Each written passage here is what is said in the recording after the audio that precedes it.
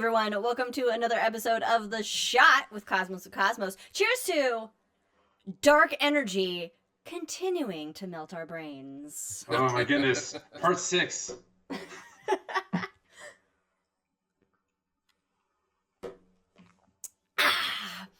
You all ready for this?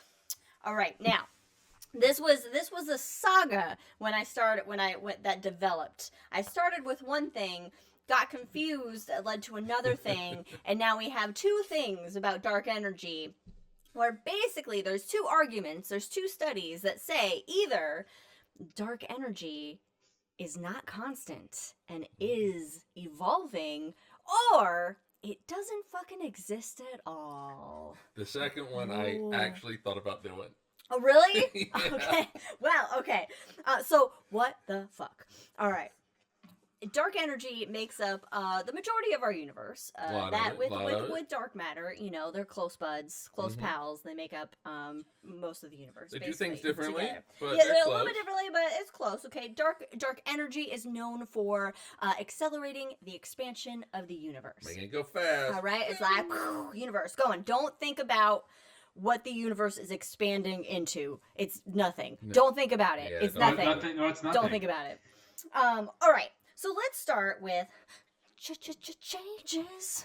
The changing argument that dark energy is not constant. So currently under the standard model of what we have, dark energy is a constant acceleration of the universe's expansion. Okay. This study is hinting at the possibility that it actually has changed over time and is continuing to change over time.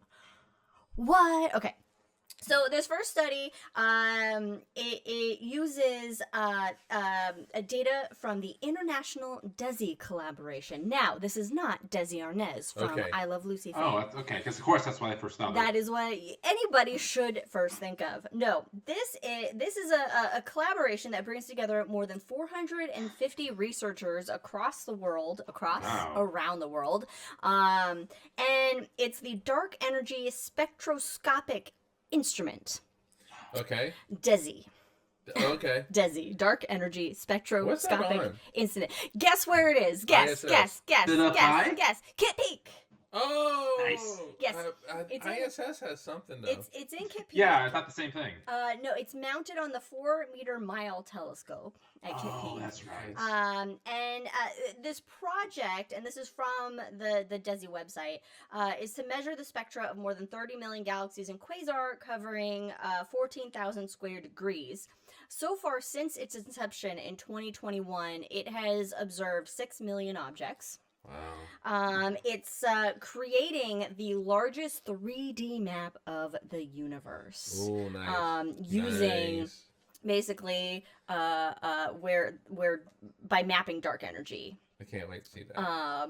Yeah, they have. You can Google it and show what they have so far, and it's really cool.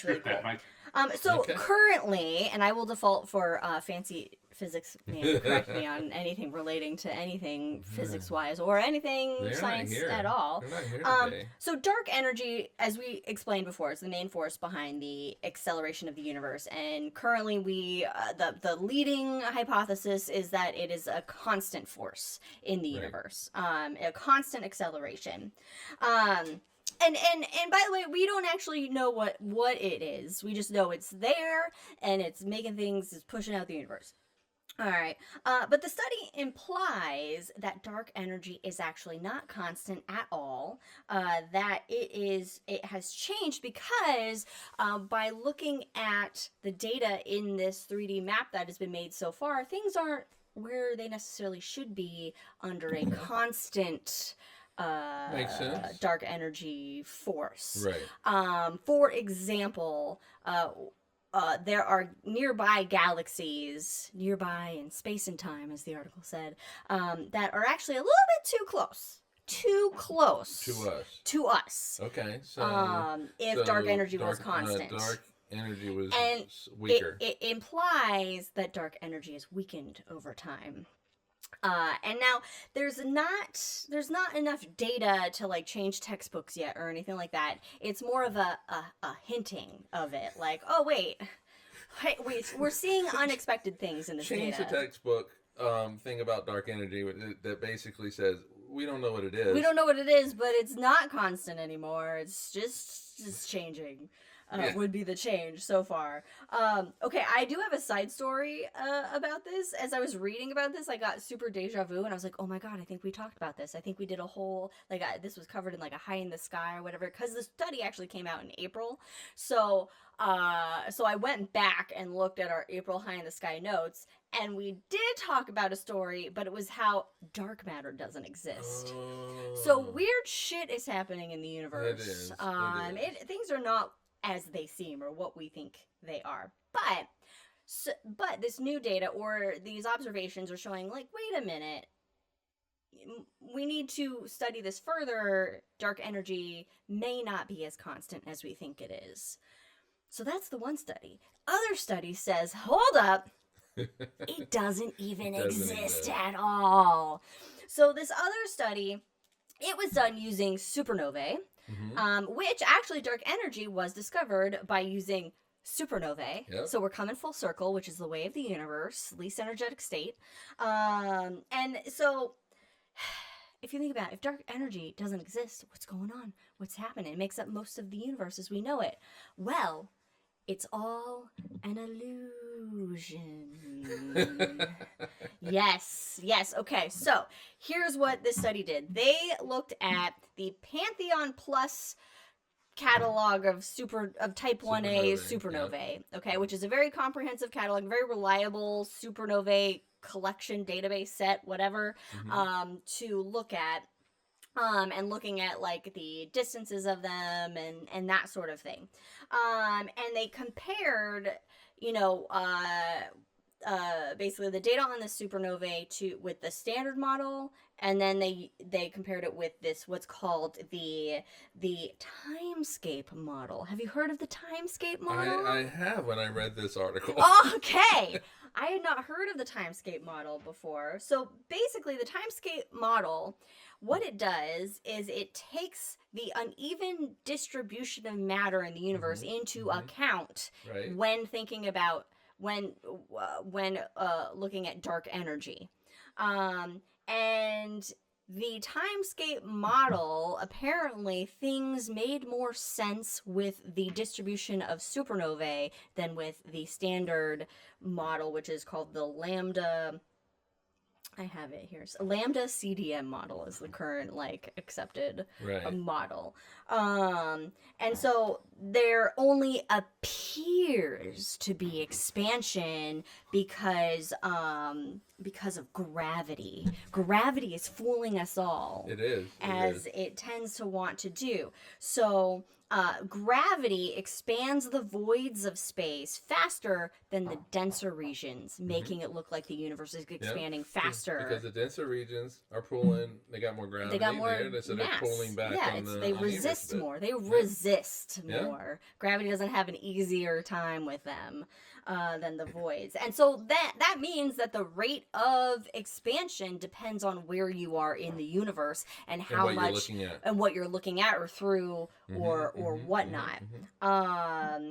And so the timescape model explained things better than the standard model. Now, there are some problems.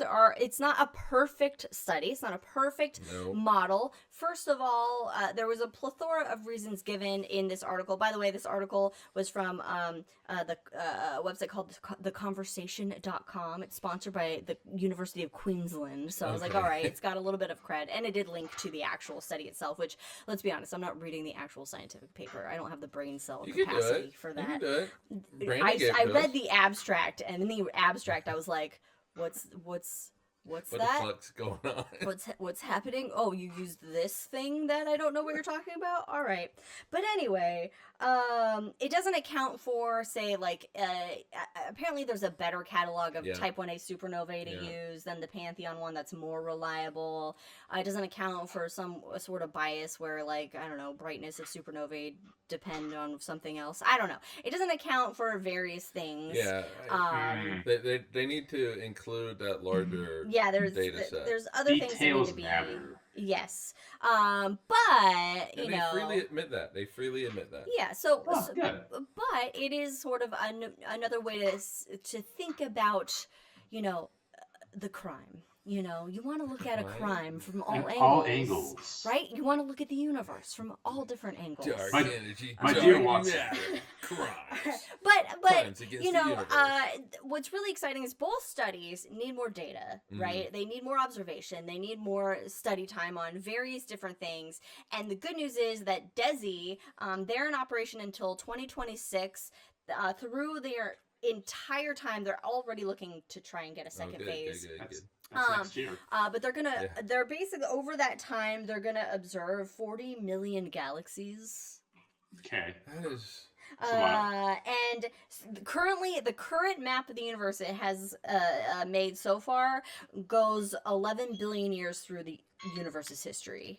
Almost all the way. Almost all the way back to the Yeah. beginning.